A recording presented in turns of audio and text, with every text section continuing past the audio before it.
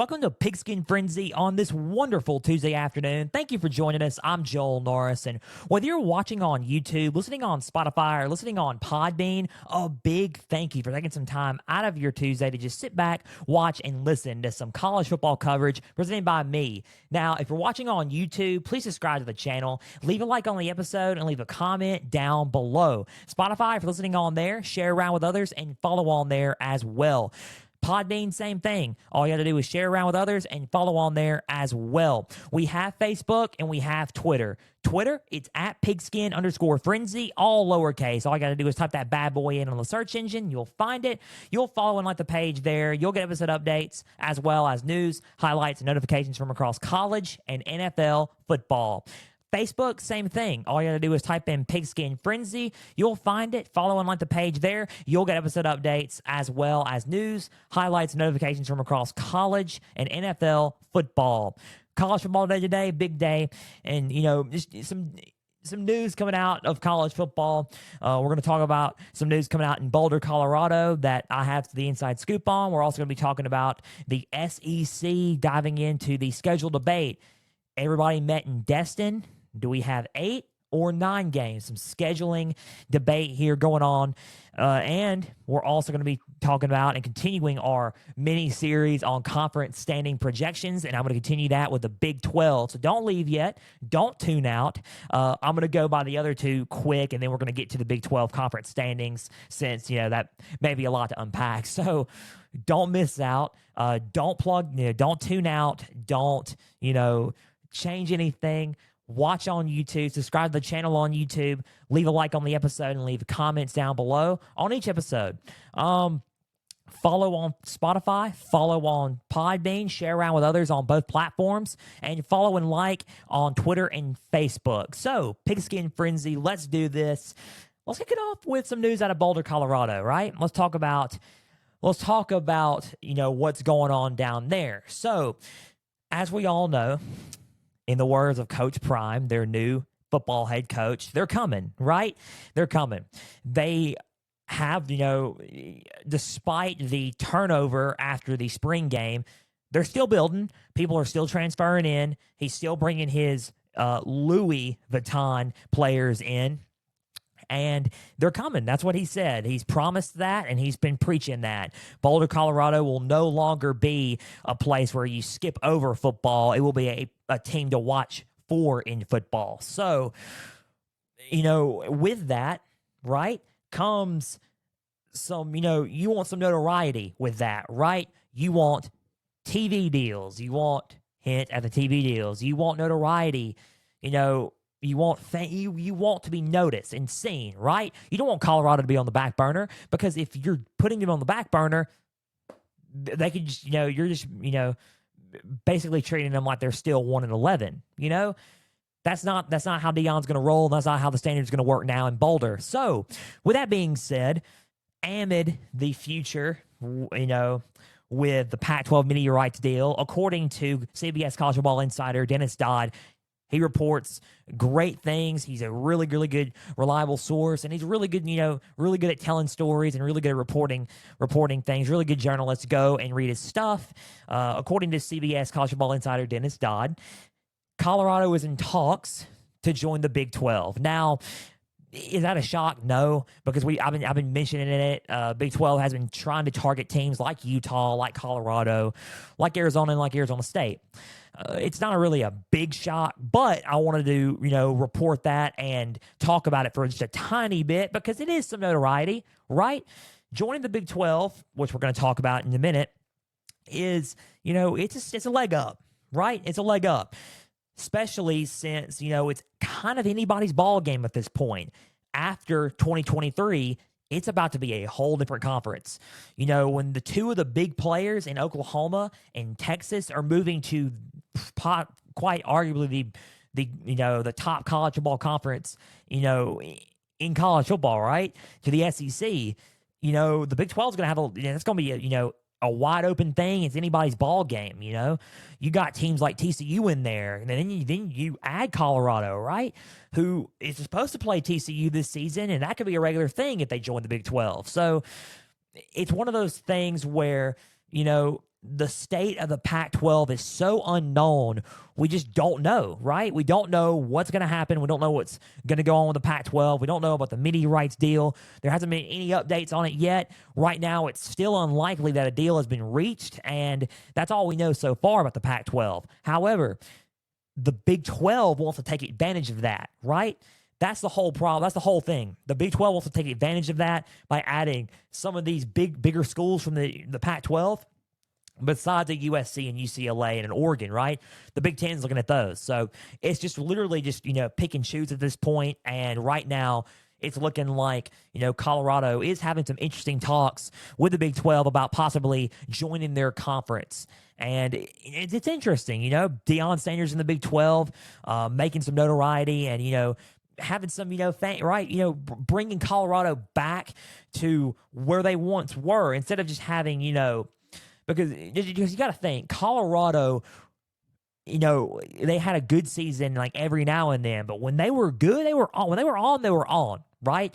They had some good seasons under them. So Deion wants to maintain that standard. He wants to bring that out of Colorado, and he wants to maintain that standard and keep it that way. He doesn't want to keep going to one. He doesn't want to see Colorado keep going 1-11, right? He wants to maintain a certain standard and elevate Colorado to the point where that is a premier school to play at, and it's a team to not be, to not mess with, right? So Colorado could be joining the Big 12. They're in talks about the Big 12, and that's all I got really to say about that. But it's interesting, and it's really interesting to see what happens with Colorado joining the Big 12. If they join the Big 12, they are certainly in talks there.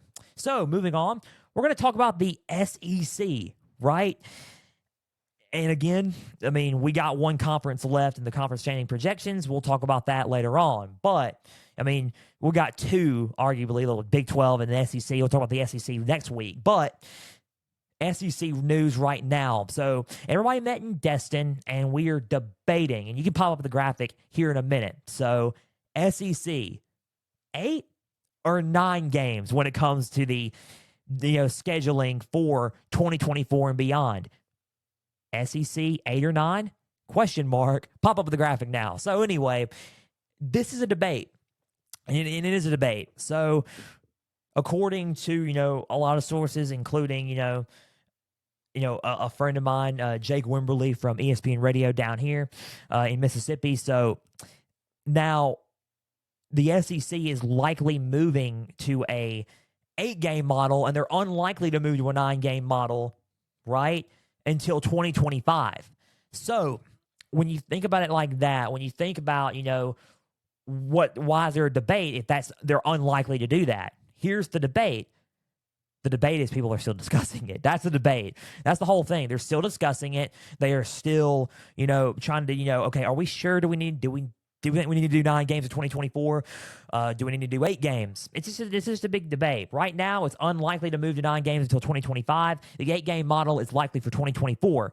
Now, let's go with another article that I found. The Athletic's Seth Emerson wrote this, and this is The Athletic. SEC Commissioner Greg Sankey might prefer the 9-game schedule.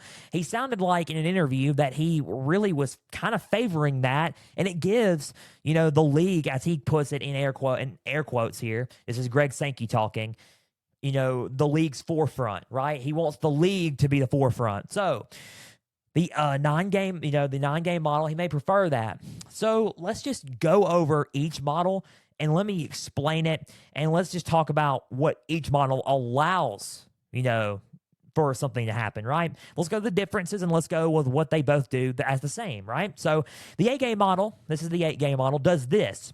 You have one permanent opponent, and you have the rotating 7 games. They all rotate. So one permanent opponent. Say Alabama plays,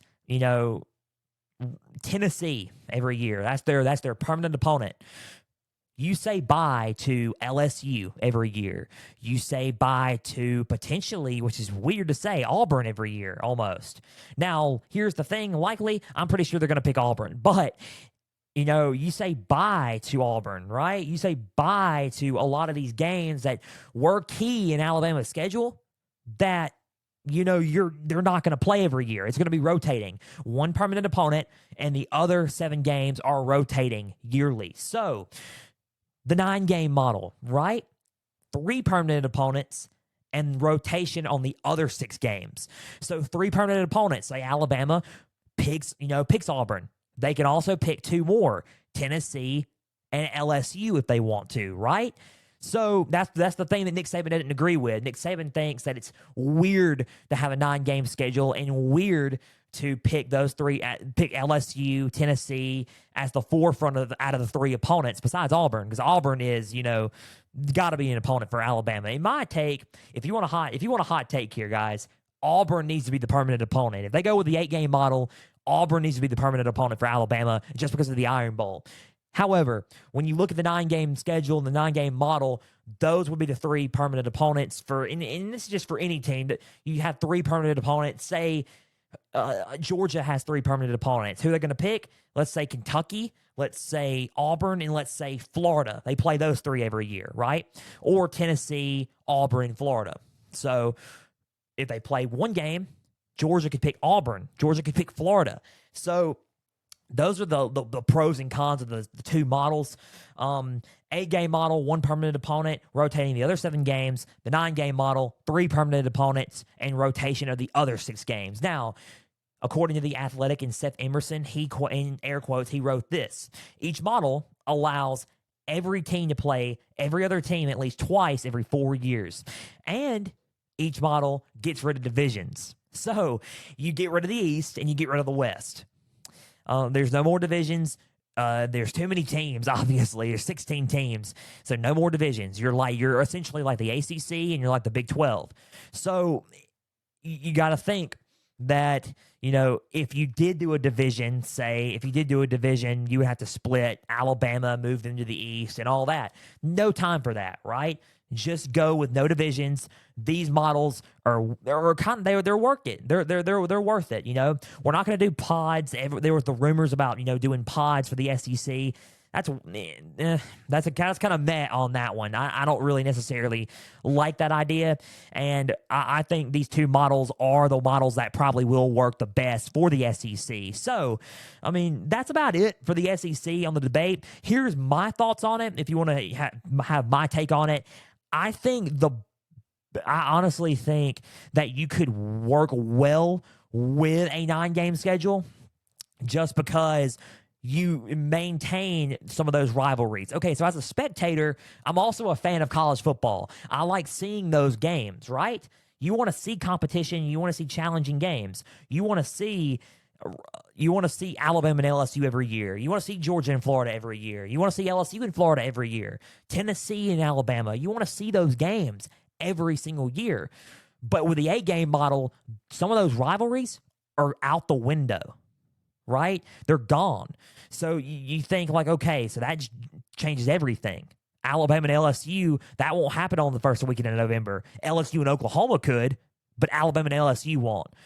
So some of those traditions and some of those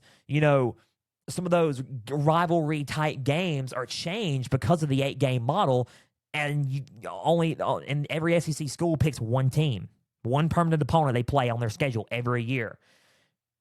So it's one of those things. It's different, It's different. It's a different time we're living in now. That's just the future of college football, and that's how everything's going to roll. Not just in the SEC, the Big Ten. Who knows what the ACC and the Pac-12 are going to do? The Big 12. It's all just realignment, and it's all trying to make do with what everybody is in now. So that's just college football now, and that's just the way the world works. And then you add NIL and transfer portal. We won't get into all that. That's just a whole other conversation added on. But that's pretty much it, with conference realignment. So that's just what this is all about. So 8 or 9 games. Let me know what you guys think in the comments on Spotify, Podbean. You can on Podbean. You can comment on Podbean if you guys want to comment on there if you're listening on there, and share your thoughts on there, as well as YouTube. If you're watching on YouTube, leave a comment down below on what's going on with the SEC schedule, and if you want 8 or 9 games. So moving on, we're going to go to our mini series now, the conference standing projections. So 3 weeks ago, I'm just going to keep recapping you guys. 3 weeks ago, we did the Big Ten. I picked Michigan and Wisconsin to win the Big Ten championship. to go to the Big Ten championship, rather, sorry, to win their respective divisions, because that's really one of the only conferences that has divisions, right? Big Ten, West and East, and the SEC this year. But West and East, East, Michigan, West, Wisconsin. Michigan beats Wisconsin. And then I did, a couple of weeks ago, I did the Pac-12, right? I did, I did USC and Washington, with USC beating Washington in the Pac-12 championship game. Last week I did the ACC with Florida State and Clemson being in it, so there's no more divisions in the ACC. And then I picked Florida State to beat Clemson in a rematch. So we're going to do the Big 12. Now, here's the thing. 14 teams. We're going to do the same thing as we did last week. We're going to have two separate graphics, 14 through 7 and then 6 through 1. So the Big 12, there's some teams in there. There's some teams in there. I mean, there's some, you got the reigning defending Big 12 champions in Kansas State. You got Kansas, who kind of shocked a lot of teams last year and shocked college football last year. You had the biggest shocker in there in TCU, who was the national championship runner-up from last season. You have Oklahoma in there, obviously. This is the last season for Oklahoma in Texas to be in the Big 12. Also, this is the last season of the Big 12 in Oklahoma.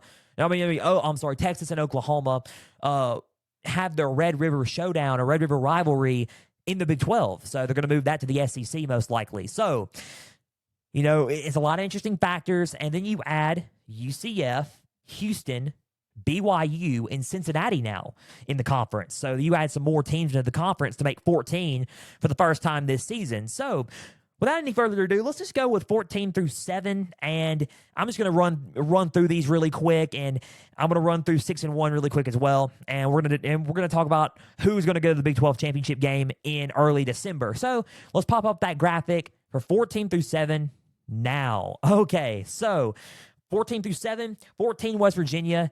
Neil Brown still kind of getting his footing in, even though he's been there for a few years. I think that West Virginia needs to keep building and keep going. Don't get rid of Neil Brown just yet. I think Neil Brown just needs some time, and I think no one's going to be up and down on West Virginia this year. But let's just don't give up on West Virginia, right? So that's 14 West Virginia, 13 Iowa State. I think they take a dip a little bit in production. I think they lost a little bit, especially on the offensive line. I think Iowa State is a solid team. I think that they have the potential to be a solid team, but I think they're rebuilding. So I think the 13 spot right there is good. I think Iowa State will give everybody their best game. They always do. But Iowa State at 13 is where I would sit them at. Number 12, BYU. I think BYU to start out into the Big 12 before they just find their footing. I think number 12 is a good spot for them. Houston at 11, Dana Holgorsen back in the Big 12. I think they're going to have to find their footing there. Dana Holgorsen, solid coach. Houston is a great team. I think Houston's a good team. I think the Big 12 is going to be one of those things where, they're just going to have to find their footing in, Great basketball year, though, by the way. Congrats to Houston. Number 10, Baylor. I think Baylor is it's just kind of one of those things where it's strange that they went from going to the Big 12 title game and winning it against, then winning the Sugar Bowl against Ole Miss, right? They beat Ole Miss in the Sugar Bowl a couple of years ago. Now they're number 10 in my rankings. They kind of dipped a little bit, and it's just one of those things where it's, you just gotta play it. It's one of those things where you just gotta watch and see what Baylor does. So I'm not gonna sit there and say they're gonna have a terrible season. I'm just putting them at 10 currently. This is my current standing. So out of these standings I've been doing, it's just current, right? I'm not gonna sit there and say, okay, my projections won't change, because they could change. I gotta see them play, obviously, but Baylor right now at 10 is my best logical spot for them right now. Number 9, Cincinnati. I think Cincinnati's going to be a challenge. I think Cincinnati with Scott Satterfield from Louisville, former head coach at Louisville, just went over to Cincinnati. What's funny because Louisville and Cincinnati played each other in a bowl game, and then the Louisville head coach went over to Cincinnati to become their head coach after Luke Fickell went to Wisconsin. I'm just saying that's kind of ironic, kind of funny, but Cincinnati, I think with their new head coach in Satterfield, I think that Scott is a well-renowned coach. He did solid at Louisville, and I think he's going to do solid at Cincinnati, right? I think you just got to give him time. I don't think they're going to, be one of those teams where it's, Obviously, it's not going to be one of those teams where it's going to be, you know, top 10 team in the nation, but they're going to rebuild, and I think they're going to give a lot of teams their best game, and they're going to surprise some teams this year. So I'm going to put Cincinnati at number 9. UCF 8. Same thing with UCF. I think UCF's going to, with Gus Malzahn, going to shock a little bit of people. I think they're going to surprise some teams.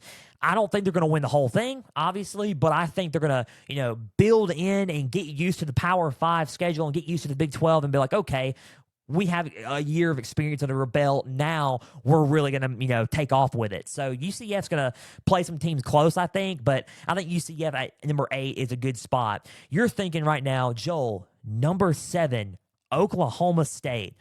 Why? They have been a forefront of that conference for so long. Mike Gundy is going to be a forever Cowboy, right? He is going to be a forever Oklahoma State head coach until he retires. Mike Gundy is is a very solid coach, and I think Oklahoma State's probably going to be a top 15 team. I really do. They're always consistent. They're always consistently in the top 25, top 15, or maybe even top 10. Oklahoma State in number 7.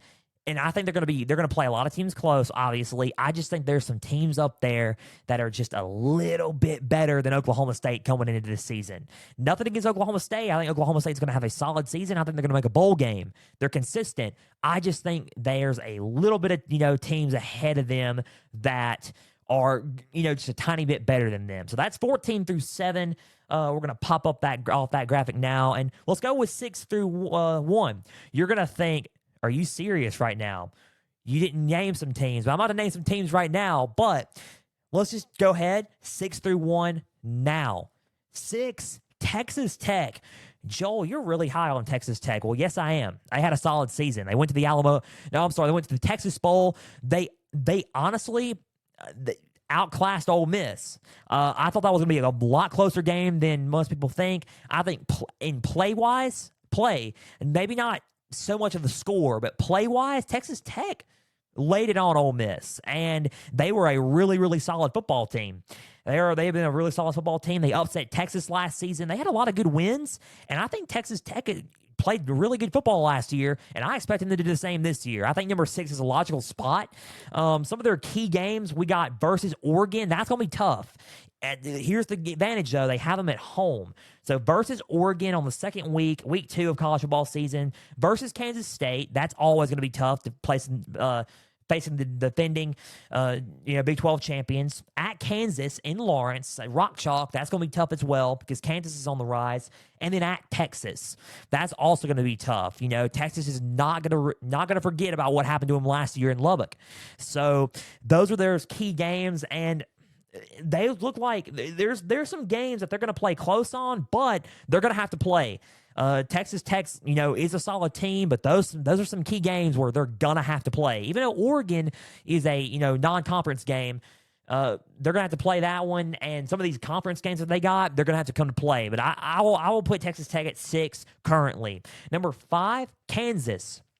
You're thinking Kansas ahead of Texas Tech? Really? Yeah, I think Kansas is a solid team. I think Lance Leipold is a great head coach, and he's a solid coach. I think he's turned the program around. Jalen Daniels is a solid quarterback, and I think he's going to be much more improved this season. So Kansas, who do they got on their schedule? Some of their key games versus Illinois, Brett Bielema. That's going to be a tough game. It's out of conference, but tough game. Luckily, you got it at home, so that's good. At Texas, always going to be a tough game, right? Quinn Ewers, you got, Xavier Worthy, you got Sark in that offense. That's going to be tough. It's in Austin, too. That's going to be tough. You also have at Oklahoma State. Oklahoma State's going to give everybody their best game. You got versus Oklahoma. You got Oklahoma, and I think Brent Venables is going to be much improved this season with Oklahoma. And then you got versus Texas Tech, versus Kansas State, and then at Cincinnati. I put at Cincinnati because I think that's going to be a closer game than much people think. I think Cincinnati will give teams a run for their money. So some of those games right there are going to be tough. I see some wins. I see some wins on that, and I see some losses. So I think Kansas right now at 5 is the best bet. I don't think they're going to be terrible by no means. I would say maybe a 7-5, maybe 8-4 record could be suffice for them this season. So number 4, TCU. TCU, the defending national champion runner-ups, and the runner-ups of the Big 12 title game. So they had a solid season, surprising season, almost like a Cinderella run, almost. And Sonny Dykes is not going to stop there. I think Sonny Dykes is a solid coach, and he will get them back into the forefront. I think they dip a little bit this year just because they lost some key guys, right? They added some key guys from the portal. That's good. They added Trey Sanders from Alabama, Jack Betts from LSU, and they got Chandler Morris, who's a surprise.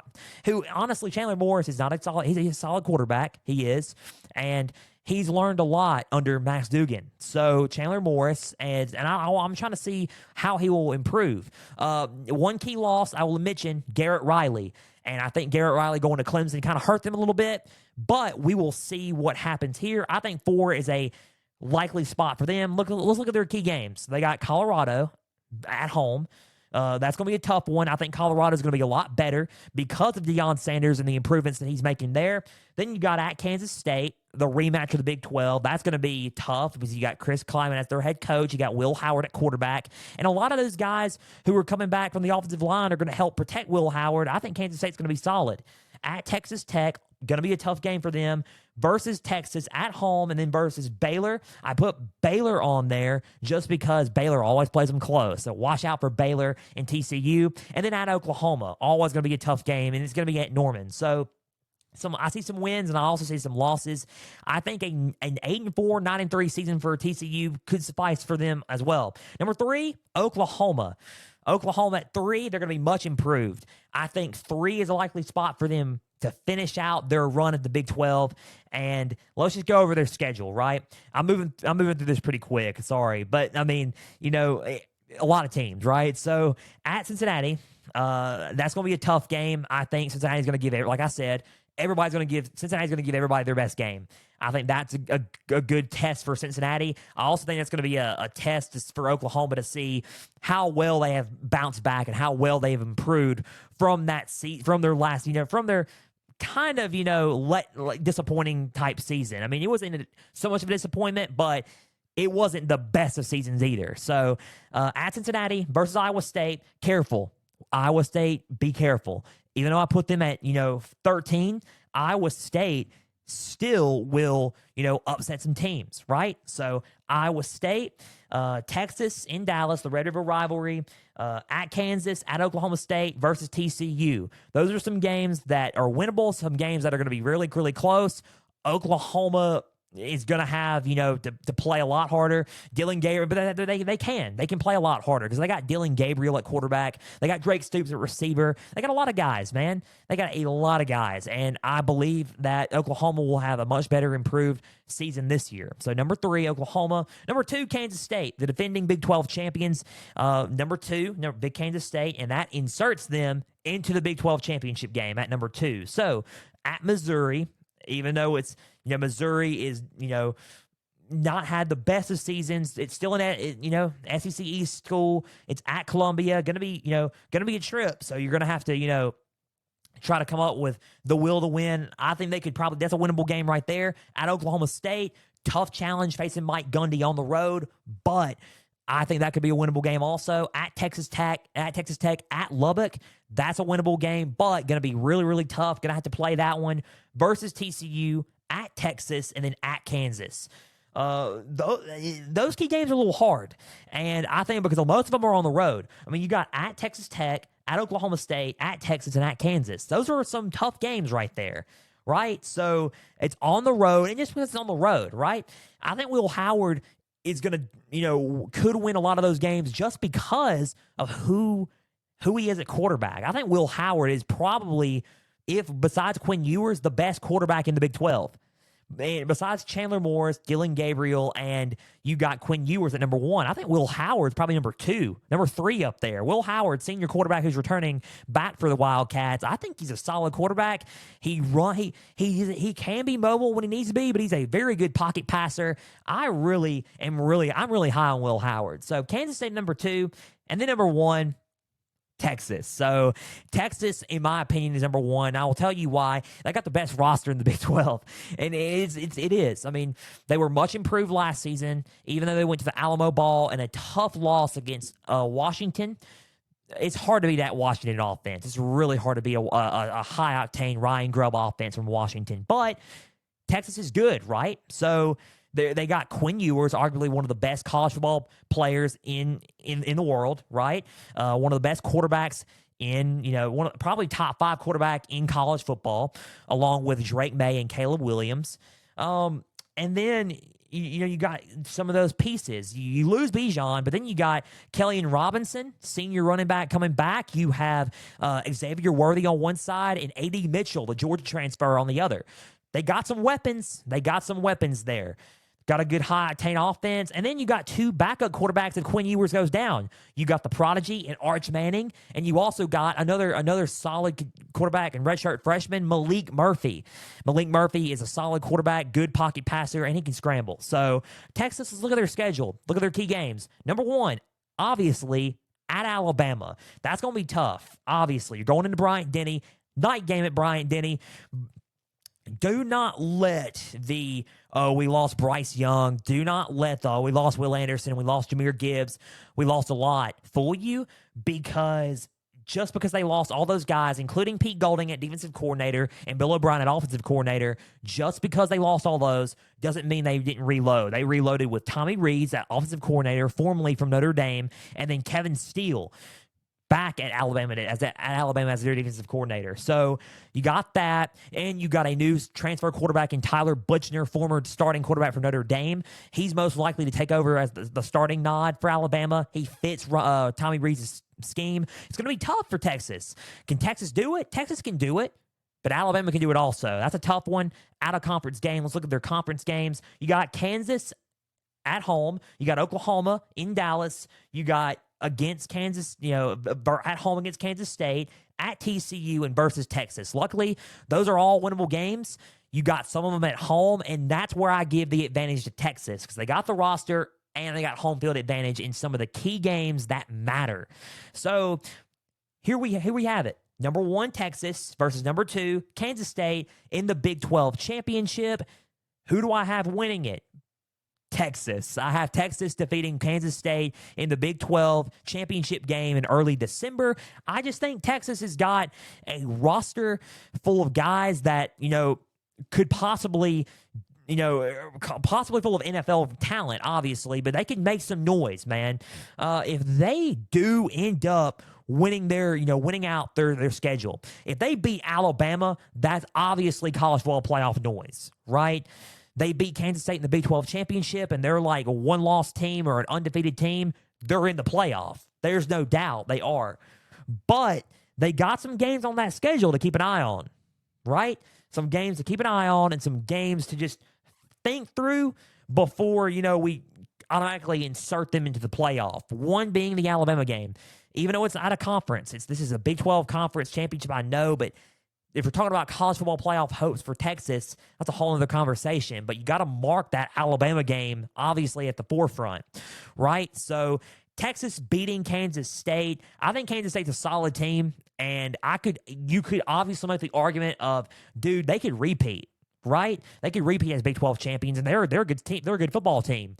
I think that Texas is just going to do just a little bit more to defeat Kansas State, and they got the roster to win the whole conference. So Texas wins the Big 12 championship, and that just about does it for Pigskin Frenzy today. A big thank you for taking some time out of your Tuesday to just sit back, watch, and listen to some college football coverage presented by me. Now, if you're watching on YouTube, please subscribe to the channel, leave a like on the episode, and leave a comment down below. Spotify, if you're listening on there, share around with others, and follow on there as well. Podbean, if you're listening on there, share around with others and follow on there as well. We have Twitter and we have Facebook. Twitter, it's at pigskin_frenzy, all lowercase. All I got to do is type that bad boy in. You'll find it. Follow and like the page there. You'll get episode updates as well as news, highlights, and notifications from across college and NFL football. Facebook, same thing. All I got to do is type in Pigskin Frenzy. You'll find it. You'll follow and like the page there. You'll get episode updates as well as news, highlights, and notifications from across college and NFL football. Big thank you again for taking some time out of your Tuesday and just sitting back and listening to some college football coverage and watching some college football coverage. Now, Thursday, we'll be back with some NFL coverage, and we're going to be talking about a lot of things, including wide receiver DeAndre Hopkins. Information on that. You already heard about it probably, but we're going to be talking about that. You're not going to want to miss it. NFL Thursday. Once again on Thursday, I'm Joel Norris signing off, and we will see you Thursday for another edition of Pigskin Frenzy. And for everybody out there, stay the course.